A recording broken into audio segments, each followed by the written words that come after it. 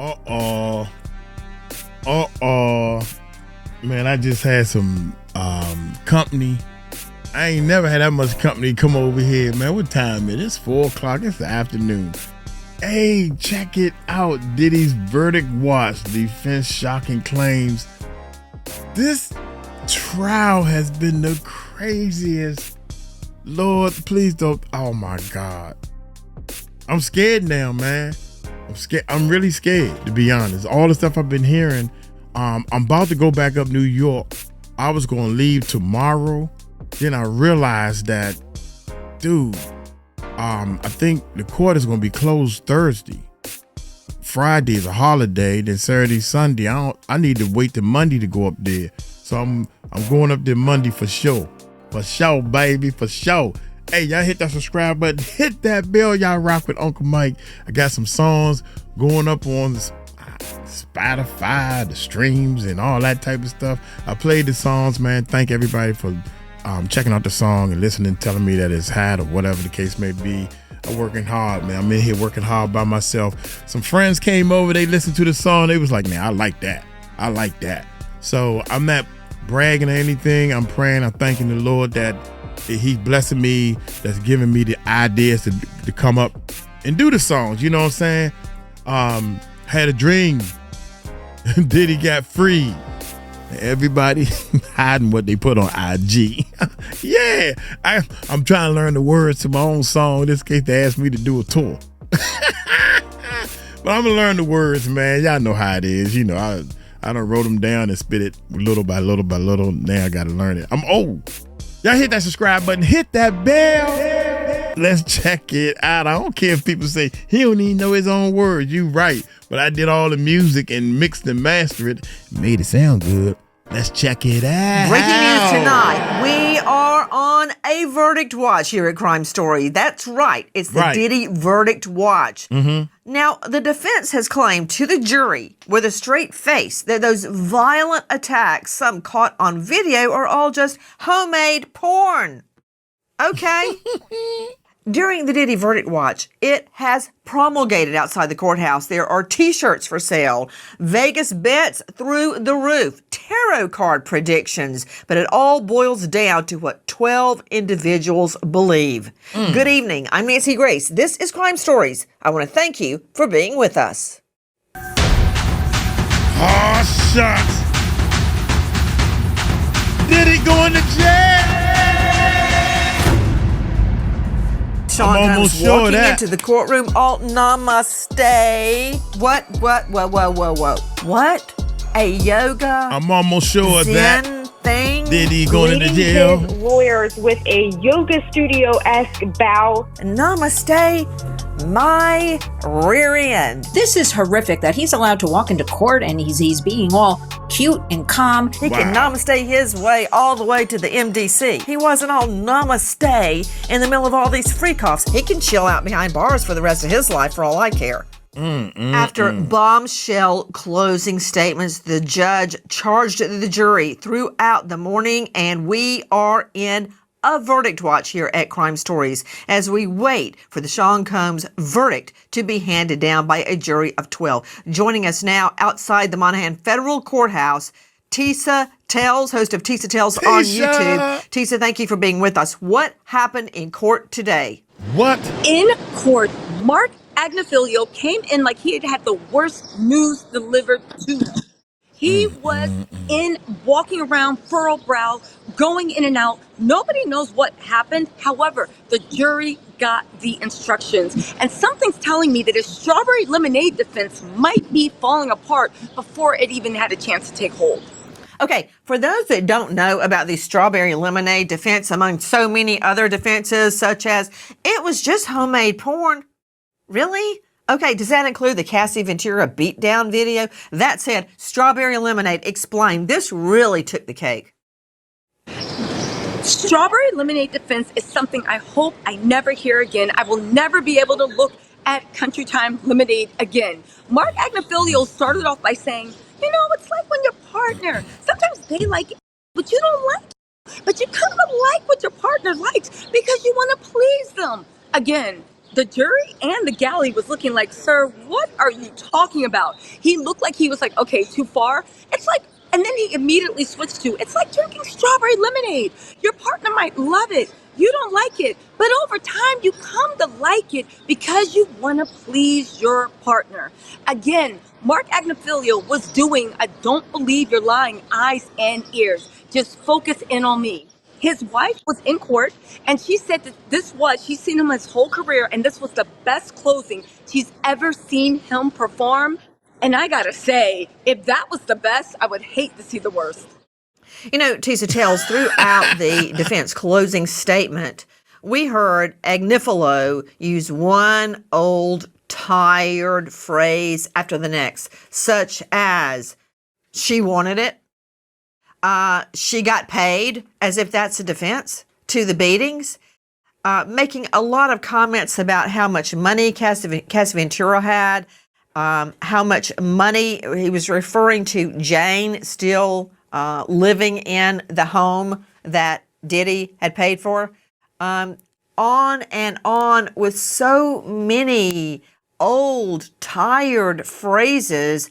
I'm very curious at reflecting on really disdainful theories about victims. I'm very curious how the jury was responding to that.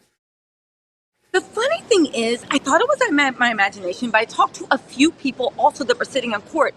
He lost the jury. He went so far as to say, you want to talk about old school theories? He said, and then she pulled out the oldest trick in the book. He me. And she said it just like that.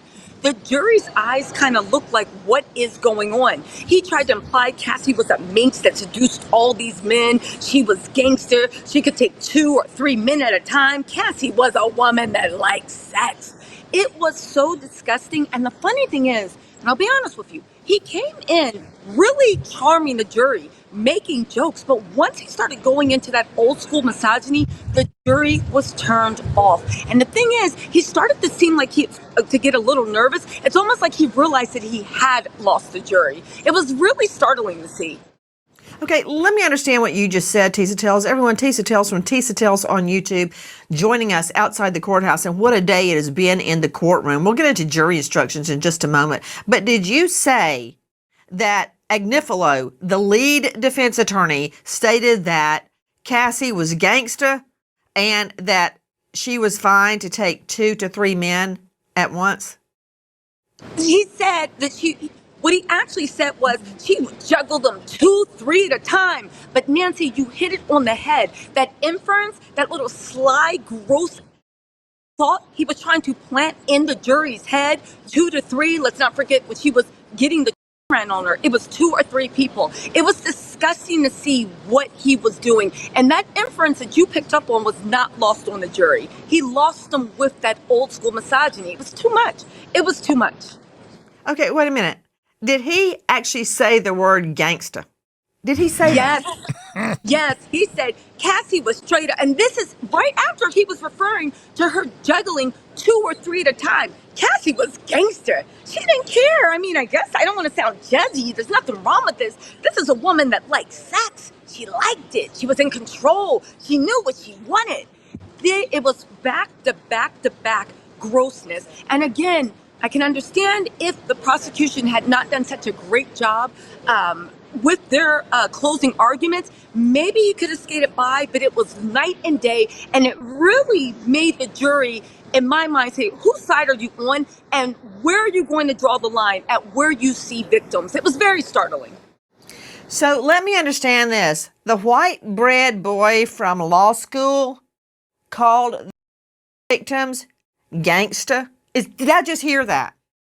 Yes. And again, it sounded just as cheesy and corny and landed like a load of bricks, but he still did it. And it made me think, was Diddy involved in that closing argument? Was he giving him notes about, no, call her straight gangster? Again, maybe right message, wrong messenger. That was a very cringe moment. You know, as soon as it came out of Mark's mouth, you could tell he just wanted to make that go away and just move on to the next point. Okay, joining me, That's Rob crazy. Shooter. He is a host of Naughty But Nice podcast, and you can find him at Rob Shooter, and that's SHUTER, not Bang Bang Shooter. RobShooter.substack.com former publicist for Sean Combs. Okay, I'm just trying to get that mental picture of Agnifilo, the white bread boy from law school, fixing his mouth to call the victims gangsta, and they could take it, that Cassie could juggle 2 to 3 men at a time. You're the PR guru. I bet that fell flat. Worse than that, Nancy. It's absolutely tone deaf. I'm shocked that Diddy's paying good money for this legal team. And Diddy is a perfectionist. At least when I worked with him, he certainly likes to win and have things his own way. I can't believe that this is the argument that they're using, that he's allowing them to use, that he's not objecting to it. He has made a living for 20 years really, really understanding what the audience wants. And I know he's looking at that jury like an audience. He's been on stage and he knows what it's like to lose an audience. He's played the Garden, some of the biggest venues in the world. Now he's sitting in this courtroom and he can tell, he's a professional at this, Nancy. He can tell that this just is not working. I'm so surprised that they are doing this, and I'm even more surprised that Diddy hasn't at least tried to correct this ship. It's a bad, bad look. Yeah, and here's the thing, Shooter. Once you commit to the lawyer that's going to deliver the closings, you're stuck. You can have a fleet of 5, 7, 8 lawyers like the defense has, but only one lawyer can be tasked with delivering closing statements. If you'll think back to the Alex Murdaugh double murder trial, where he was charged and convicted of murdering his wife Maggie and son Paul, they wanted to split that up so the good old boy could start Harpootlian the closings and then bring on a younger and more spry lawyer to hit the facts. No, that was not allowed. There is a reason only one lawyer can give openings and closings, and they picked Agnifilo. I told him at the get-go, do not do that. After his disastrous softball interview with Harvey Levin about the baby oil, it was cringy, right? Way cringe. He was not fit to do closings. He may be a legal mastermind, but no, they had Steele, an excellent lawyer, just got Young Thug off. They have Tini Garagos, daughter of Mark Garagos, great lawyer, but no, they picked him. That was Diddy's decision. Do you agree or disagree? Is there any way it was anyone's decision but Sean Combs's? No way. 100% his decision. And not only will he be deciding which lawyer to pick, he'll want to know the outline of the closing statements they're going to make. He's a total control freak. Let me give you an example, Nancy. When I was working with him 20 years ago, we were at Good Morning America and everybody in the crowd was white. And Diddy knew this was a bad look. And he turned to me and said, where are the people of color? And there were some people there. They were at the back. They were moved to the front. Diddy knows this. In Diddy's concerts, he makes sure that when the camera shoots people in the audience, it's people of color, it's young people, it's pretty people. So he knows image better than anybody else in that courtroom. And I'm shocked that he's allowing this to happen. Not good. When, if ever, was the last time you checked your home's title? Well, if you're like me, the answer is never. So stop what you're doing and make sure your title is still in your name immediately. Go to Does anyone want everybody to election free? Sit. Go to HomeTitleLock.com now and use promo code Nancy. What's up, I Nancy? want everybody to hear. I got a ton of these. Man on the streets about the outcome of the trial. Listen to this. For all my bloggers, reporters, anyone, content creators that have questions for this man, he will be home soon. You heard it here first on EVTV. That's from Oris Pato on TikTok. Okay, so word on the street is that he's going to walk. Okay, I don't get it. Tisa tells, what's the word in the courthouse? Because I tell you who knows what's going to happen. The bailiffs. They always know. They know exactly what's going down. So what's the word, Tisa tells? the word in the courtroom is people are not expecting Diddy to walk. They are expecting for the verdict to come in before July 3rd. They think the jury's going to want to take their holiday weekend, but they are not expecting Diddy to walk. And oddly enough, also, a lot of people in the court that work there seem to be very, very kind of thrown off too with the question of Mark Agnifilio and what he was saying. To Rob's point, where he says he doesn't know why Diddy did, there was something in the middle of closing arguments when after Mark got admonished by the judge, when he came back, Diddy had a huddle. He was mad. He was upset. He literally stood over them like a general, quietly barking orders at them. And Mark went to the jury and then started saying all these nonsensical things. I actually think that Diddy's the one putting him up to have a man close to 60 screaming, she was straight gangster in the courtroom. I actually think Diddy's the one that had him make the argument of he's a better father to Jane's child than the own father because he's paying rent. I think Diddy was behind that. For some reason, he wanted to get those licks in, and he thinks that it's going to win with the jury. Okay, you need to just hold on, backtrack, because I need every single detail, Tisa tells. When was Sean Combs standing like the coach of the football team barking orders? But you can't bark them too loud because everybody in the courtroom will hear it. I got to hear the whole thing. Slowly, I want every detail.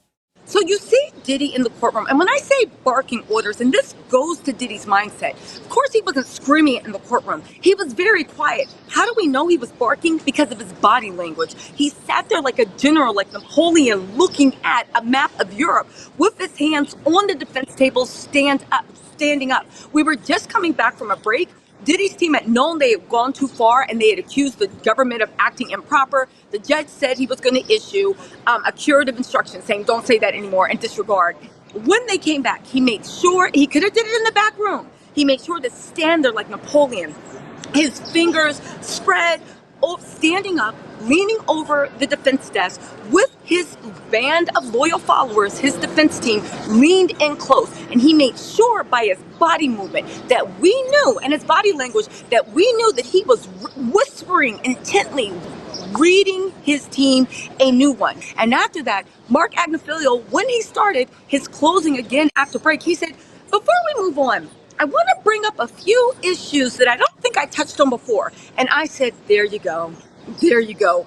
This is what Diddy wanted us to know. Apparently, Diddy wants us to know that if we believe that Cassie is, in his words, a loose woman, an unclean woman, if we know that he was a better father to Jane's child than even Jane's own baby's father because he was paying the rent, then somehow we're going to let it go. He wanted us to know that it was unclear, okay? That it was unclear in the video who the aggressor was.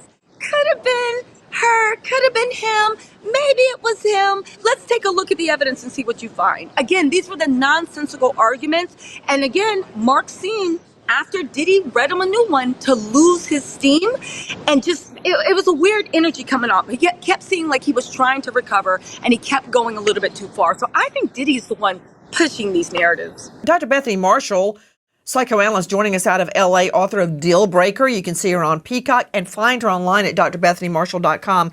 In a nutshell, do people actually still say that? And I can't believe that Agnifilo would actually say that to a jury full of women. Loose woman. They may not say loose woman, Nancy, but the implication that if a woman is sexual, she's dirty or bad or sinful is still pervasive in our society. And this is why women who are sex trafficked do not have the protections that they should have. Men are allowed to be sexual, women are not. It is pervasive in our society. And this is what we see with P. Diddy all throughout this case. And you know, this leaning against the defense desk, his fingers spread like Napoleon. He's trying to intimidate his attorneys, and they are full-grown men. Imagine what he did in private with these victims if he's doing this in court in front of everybody, including the jurors. Please join us on our mission to find missing people, especially children, to solve unsolved homicides. If you're on the go, catch us on your favorite podcast app where you can get all of our content where we, in our own way, seek justice. Welcome back, everybody. We are live at the courthouse, standing by Tisa Tells, star of Tisa Tells on YouTube. Tisa, aside from saying, I've just had to make a flow chart. I think Diddy forgets sometimes that he's going to jail or he's in jail.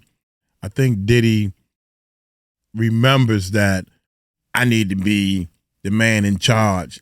I'm paying y'all, so I can yell and scream at y'all even though I'm going to lose. I think he's going to lose, man. I think he's going to do some time. That's what I think. That the alleged victim y'all. is Gangster, that she could easily take on 2 or 3 men at a time and juggle them. I assume that means pulling a in legal terms, calling her a loose woman, and all of the charges just, quote, homemade porn.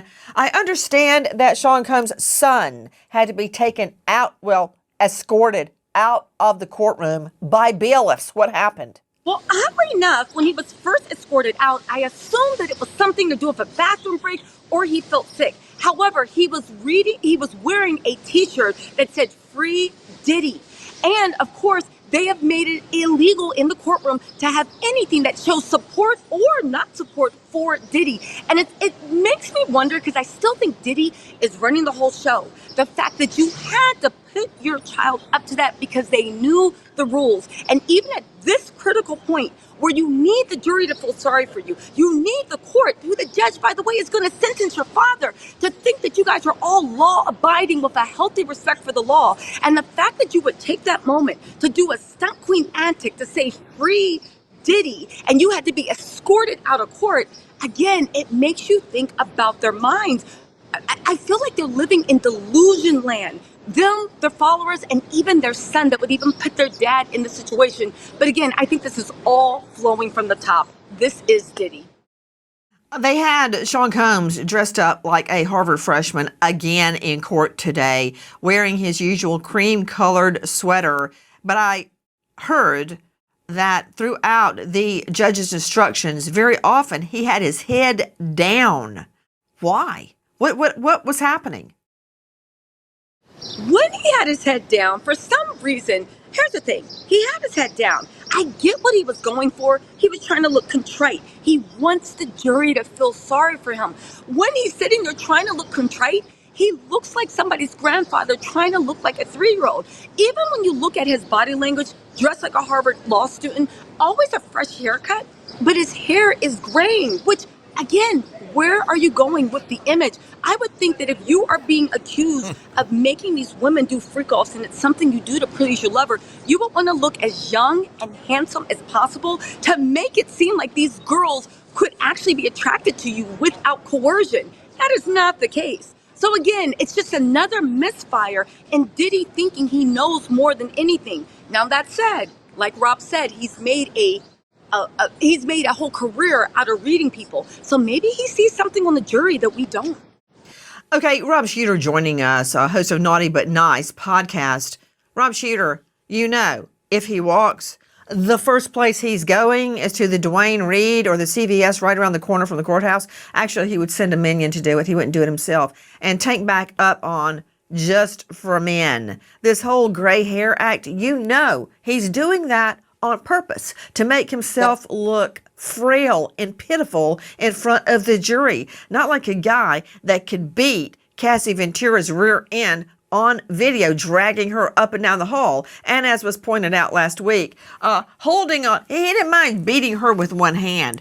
But one thing he did hold on to, was hold on to that towel. And many people have suggested it's because at all costs, he doesn't want the cameras to pick up on this.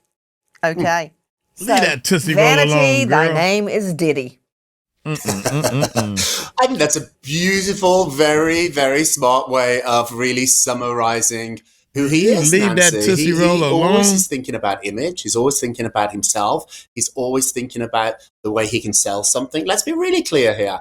Puffy is not a star because he's a great rapper, a great singer, a great actor, a great dancer. No, he's a great PR guy. He's a great marketing guy. And so I would imagine he was pretty angry with his son for wearing that T-shirt because it's the opposite thing to what Diddy has been projecting, portraying in the court. So I would imagine was not that happy about that. But I do think here it would be so easy and a mistake for us all to believe that this is over. The word that I'm hearing, not in the courtroom, but on the street, in the music business, is they're all expecting him to be home really, really soon. And so you've got to take that into account too. It's very easy to get into this bubble where the evidence is so strong and what should happen is what we want to happen. But often that isn't the case, particularly when a marketing, a manipulative person is involved, and Diddy's that. Okay, let me ask you this, Shooter.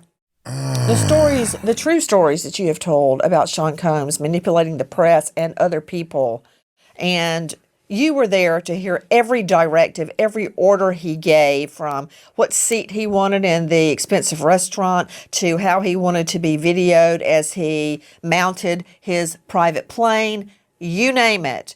What directives do you believe he has told his team to execute during closing arguments, and how has he orchestrated the courtroom? Everything from where his family sits, and they've been in the courtroom all day long during these charges, and that's not an easy thing to listen to, by the way. During the trial, when they would get up and get down, which, as you know, causes a stir in the courtroom when a family member leaves or comes back. You know that was all orchestrated. What they were wearing, what he's wearing, what his lawyers are wearing, where they sit, how they look at the jury. Everything is orchestrated down to a T. Explain. That's what he has done for his life, and that's what's made him a really, really big star. The conflict that he has is that he has been portraying himself as quite a humble, grey-haired, maybe now middle-aged gentleman who couldn't possibly do these awful things. And so I think he's done a somewhat convincing job of that. However, the real Diddy, there he is a fighter, and he loves a fight. And if you come at him, he's going to punch you back. And so these closing arguments are typical Diddy. If you remember, before that tape was released, that horrific tape you just showed us, Nancy, before that tape was released, his instinct was to punch Cassie and to say she's a gold digger. She's after my money. And many people, at least in the rap community, believe that until we saw this tape. So I think once again now he's reverting back to his natural instincts, which is to attack the victim, to make Cassie look like a woman who might have had different types of judgment. I'm not sure it's going to work, Nancy, but I do know there is quite a large population, quite a large demographic who do believe this. To you, Tisa Tells, joining us outside the Monahan Federal Courthouse as we wait on a verdict. The family there threw out those very long and extensive jury instructions today. Jury instructions are when the judge verbatim reads the law, and there were hundreds of pages of law to read. But the family sat through the whole thing. Describe what was happening in the courtroom. What was happening in the courtroom was, to Rob's point, Diddy every morning, he does come out the door like a celebrity. He walked in. He paused, almost like he expected everyone to take pictures and whatnot. Now, this is maybe 8 feet he has to walk. He walked to the side. He did his smile. He did the love. He blew kisses at his family, told his daughters he loved them, mouthed, "I love you," and then said nodding, because he remembered he's supposed to be a frail old man. He forgets sometimes. And then he slowly sinks into his chair. The whole time the judge was reading the jury instructions, Diddy was looking down. Sometimes he tried to look straight. Then he would get bored and he would look down again. But the family, with each jury instruction that was read off, the family kept getting more and more uncomfortable. At what point, when they talked about what it is to move prostitution across state lines, the daughters looked at each other. It's always the twins, and then the one little girl is in between them. They all looked at each other. Again, I get what Rob's saying. A lot of people in Diddy's camp think he's coming home. But these are the same people that thought that he'd never get arrested. These are the same people that thought his house was never going to be raided. Why do I bring that up? because I feel like the kids are right there in delusional land. But it was so interesting to see that with each jury instruction, the family got more and more uncomfortable and they looked more and more nervous because as much as you try to spin this, the law is the law. And maybe he won't be convicted of everything, but there are certain things that when they read out, everybody knows the prosecution proved that on their second, third, fourth day. Again, some facts are just facts. And I think the kids, they're getting a dose of reality when they're in the courtroom. Tisa Tells outside the courthouse has just reported that inside the courthouse, the word is Diddy's going down, but not everybody agrees. There's no drug possession charges. There's no like assault.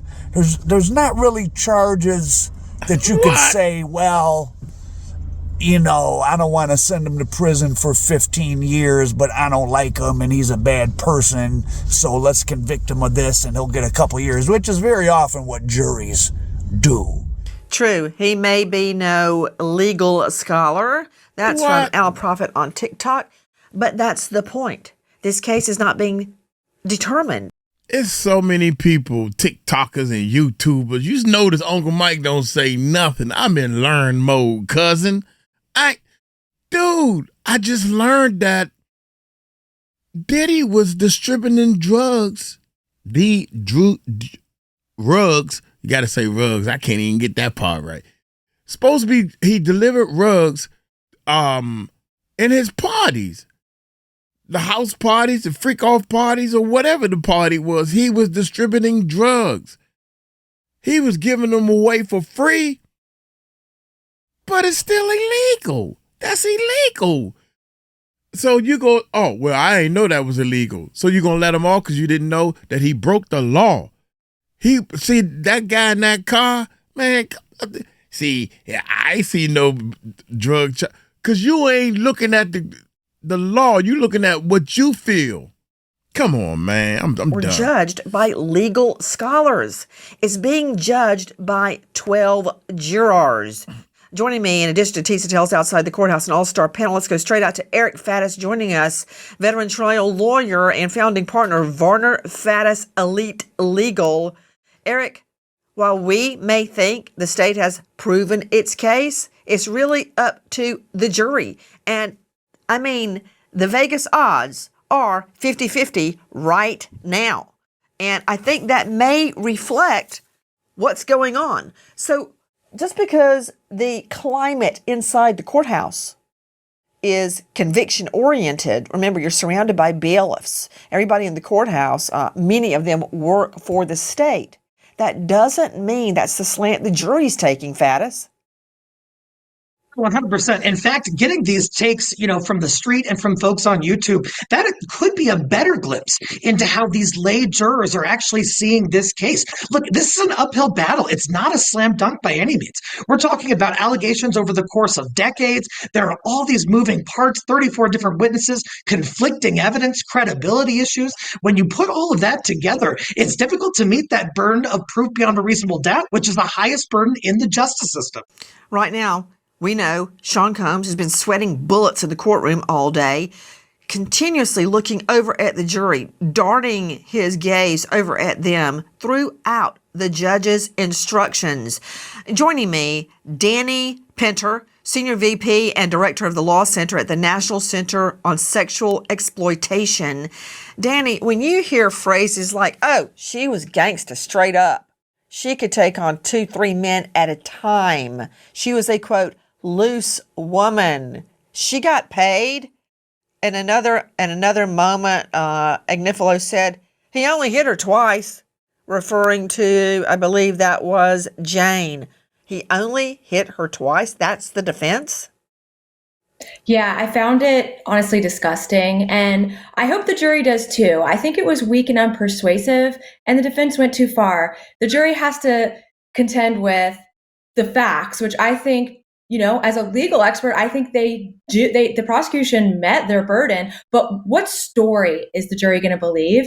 And does the defense really think the jury is going to believe the story that Cassie Ventura had all of the power and Diddy is the victim? I don't think anyone's buying that. I only hit her. He only hit her twice.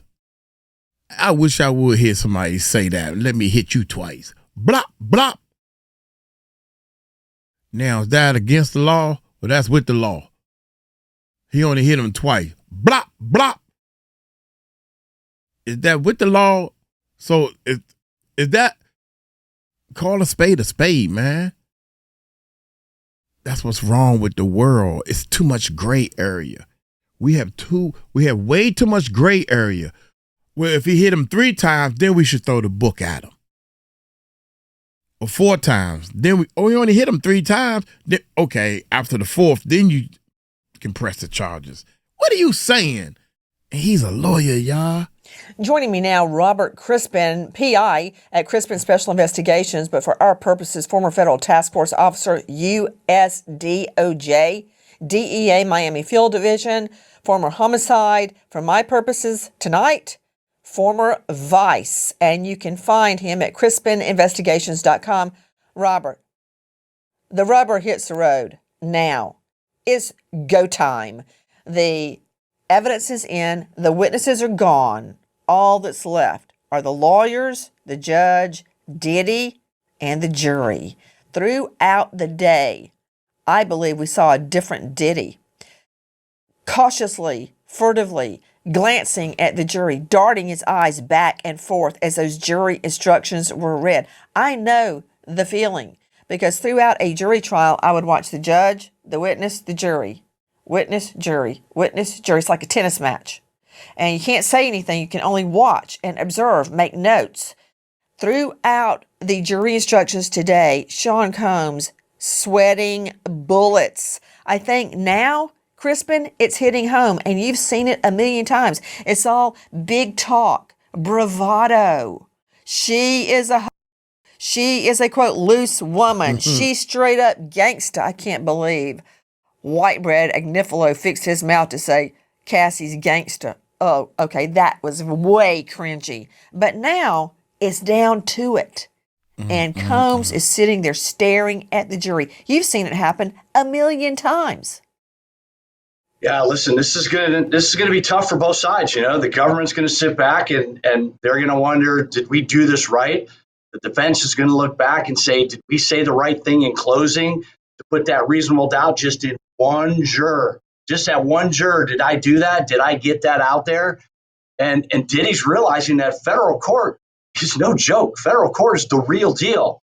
And, you know, the videos, the electronic evidence, the witness testimony, it all comes down to these people sitting in the jury box and going back and thinking everything through and coming up whether guilty or not guilty. And do they understand the jury instructions? Those jury instructions are pretty intense, especially the RICO and the racketeering. Those are pretty intense. However, what's going to be interesting is what are the questions that are going to come out from the jury? That kind of gives us a telltale sign of where they're going. What are they thinking? What's the question? Why are they asking this question about a certain piece of evidence? So as time goes and ticks away, we're going to kind of have a little bit more idea once one of those questions start coming in, or 2 questions. This is a bad day for Diddy because I think through all his testimony and making contact with the jury and smiling, complimenting the judge and sitting back and leaning forward and back in his chair like he's a badass, that's different today. His life is in the balance. He is about to, if found guilty, go to prison for the rest of his life. That's a big pill to swallow. Rob Shooter joining me, host of Naughty But Nice podcast, and you can find him at his Substack. Rob, the daughters who have had to leave court several times in tears during the testimony, that's a whole nother can of worms, why he had his daughters and children in there listening to the worst of the worst from the state. They all dressed in black today. And I remember prosecuting, I never wore like red, yellow, vibrant orange, because the cases I prosecuted were all violent felonies, and it just seemed wrong. It just seemed inappropriate. And so it's a very solemn note. And you know that Diddy orchestrated right down to what they were wearing. Yeah, I think you're right, Nancy. What I will say, though, here is that there's a little bit of performance going on too with the kids. I don't want to go after someone's kids for their parents' crimes, but it has been undoubted that Puffy's kids have had a really amazing life because of their dad, and because of what their dad does and who their dad is. These are not the Von Trapp family. They have seen a lot.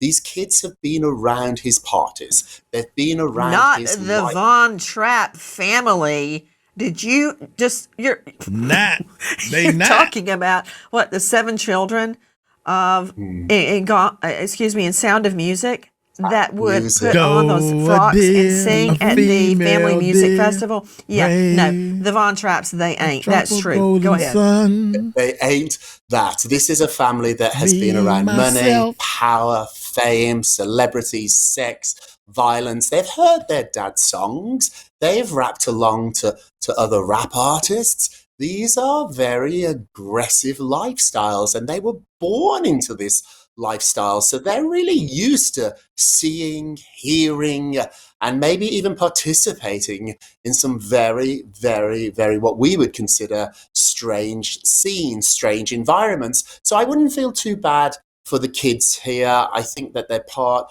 of the Combs family. It's a deal that maybe they didn't want to make. They had no choice in it, but they've been born into this lifestyle, and they have benefited from their dad's success, from his money. I'm very surprised you brought up the Von Trapp family. Weren't they raised by a nun, Sister Maria? Remember her, a.k.a. Julie Andrews? Okay, these children have not been raised by a nun, okay? But following up on what you said, to me, Dr. Bethany Marshall, that makes me feel for these children even more so, because they never had what I had. Of course, I grew up on a red dirt road, drinking water from a well my grandfather dug in the backyard, okay? But you know what I did have? I had a mother that took care of me and a father. Both of them worked all day into the night, came home, had supper with us, and they were there for me. I mean, it ain't easy for my dad to work on the railroad and my mom to work at a factory, right? But they did. But we had love. These children never had that constant in their life. Now they're sitting in their dad's felony trial. A lot of people have asked me, wow, how do you feel about Christian Combs putting you on a diss track? I didn't see it that way at all. I didn't see it as a diss at all. I saw it as an adult son trying to take up for his father, and I actually feel bad that they're in that position. I do too, Nancy. They've been raised in a culture of sex abuse, of violence, a culture of narcissism, guns, multiple mothers, half siblings. It's just a very confusing environment. And, this is going to be a therapeutic experience for them sitting in court, because they have to take in all kinds of information about their father. Have you lost your mind? Have you lost your mind? You're calling your father accused of sex trafficking therapeutic, yes. Okay? Yes, I am, Nancy. It's called You're out in Beverly Hills, and I was raised on a dirt road, but ain't nothing therapeutic about hearing the truth about your father, that he's a sex trafficker. So. I do, Nancy, because they have to be in reality. They've been raised in an upside down world. Listen to what Agnifilo said today, okay? So when he says that Cassie Ventura was just trying to please her man, just because your man wants it and you don't, but you're just going to do it to make him happy, he's basically saying women need to take it up, okay? As an analyst, I hear all the metaphors. I hope those kids sitting in court, hearing all this degradation of women, have a good therapist to talk to so they can make sense of it. And all of this putting women down because Cassie Ventura got $20 million. With Michael Jackson, when he paid his first victim $30 million, we didn't say that 9-year-old was a gold digger. We said Michael Jackson must have done something really, really bad if he paid out $30 million. And all this money, I think, is because P. Diddy really needs to cover his tracks. Welcome back. Not everyone agrees with the Diddy team. Listen. 12 jurors, possibly next week, will start deliberating. But what they're going to remember is what happened at that hotel right behind me. Tell it, man. That's from Oris Apato. That's at it. TikTok. Straight out to the courthouse to Sydney Sumner, Crime Stories investigative reporter. What happened? Judge Subramanian wrapped up jury instructions and sent the 5 alternates home, of course reminding them to stay by their phones and stay off social media on the chance they may be called up to the final jury. Now, the final jury was sent off to begin deliberating. They needed to choose a 4-person before they got any further into their discussions, and that decision was made pretty quickly. Juror number 5 selected as the jury 4-person. Now, with the jury out of the room, Judge Subramanian did stop to congratulate both the prosecutors and the defense on a case well tried and well defended before Sean Combs was sent off to his holding cell. Combs was allowed to bring a book with him, and he will remain in that cell until the jury ends their deliberations for the day or comes back with a verdict, and that could be after 5 p.m. Subramanian left their schedule up to the jurors. As Combs was led away from the courtroom, his family all stood, they were holding hands, their heads were bowed, and when Judge Subramanian got off the bench, they actually started clapping before they made their own way out of the courtroom. Now, it wasn't long before we heard some movement from the jury. They actually passed a note to the judge, and it expressed concern over one of the jurors on this final panel. They were afraid that juror number 25 cannot follow the instructions that Judge Subramanian gave them. So it's unclear exactly what happened in that deliberation room, but there's apparently already some dissonance back there. Ultimately, Judge Subramanian didn't make any move to have some kind of confrontation with Juror 25, sending a note back that just said, "You've heard my instructions, you need to follow them. That's the duty that you were charged with." What will the jury do? We are in a verdict watch, and now we remember an American hero, Officer Jacob Chaffins, Prestonburg PD, just 28, shot in the line of duty after 3 years with LE. Leaves behind wife Savannah and daughter Paisley. American hero, Officer Jacob Chaffins. Thank you to our guests, especially to you. Nancy Grace signing off. I'll see you tomorrow night. New time, 7 p.m. Eastern, Encore, midnight. Every time at the end, Nancy, and I feel so sorry. It's going to come for all of us, man. One day we're going to pass away, man. So you only live one life. So do the best you can. Help as many people.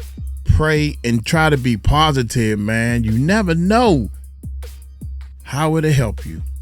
I just was nice and positive to somebody, and the lady came. She said, "You know what? Come on back. We're going to fix it up this way." And she saved me $800, y'all. I was going to the bank to get the money out. And she said, "You know, I never met somebody that was so, everybody come in here so mad because they got to pay this bill or whatever the case may be." And I was nice to her. I'm laughing and joking, you know, Uncle Mike, hee, ha, ha. And, you know, I'm like, ain't no sweat off my back. Well, what you got to do is let him guide you. That's all you got to do, man. It's that easy. It's that easy, man. So, Diddy, as far as Diddy concerned, he going to jail. If Diddy don't go to jail, I'm leaving this country, man. I'm going to the Philippines, man, for real. I'm gonna start making. It's gonna take me a year or two. It ain't like I'm gonna jump up and leave. That's gonna be my final decision. If he don't do no time, they had him in jail, y'all. Denied bail 3 times. Why? Why they deny him bail 3 times? So he can come in here and beat the case? They ain't showed nothing to say, "Now I see why you kept him in jail." I ain't seen none of that, man. That's real talk. I ain't seen nobody mega hit the stand yet. And I think what they gonna do is they're gonna lock him up and throw more charges on him. He getting more cases. How the jury gonna not know that they got another case? Some guy named Michael, I can't even remember the last name. West. I think. Don't quote me, y'all. Don't quote me. Because when I heard Michael, brother got a little nervous. Not me. I ain't put no case on Diddy. Then he said the other name. I think the name is West, Michael West. the newest case. What about the 13-year-old case where the kid said he was 13 when this happened, didn't tell his parents? Or Diddy said, you better not tell your parents, but he told the parents.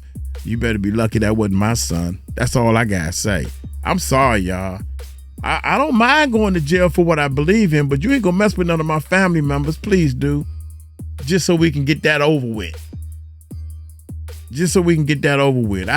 Y'all laugh, joke, and play online, and we can keep it online.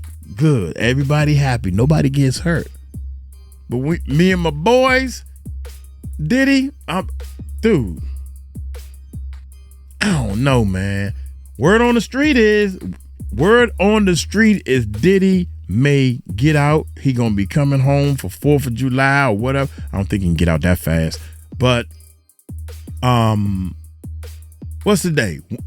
The day Tuesday. After the day, they got one more day to try to come up with a solution and a verdict, right? I don't think they're gonna do it. I think they're gonna come back. Thursday is a holiday.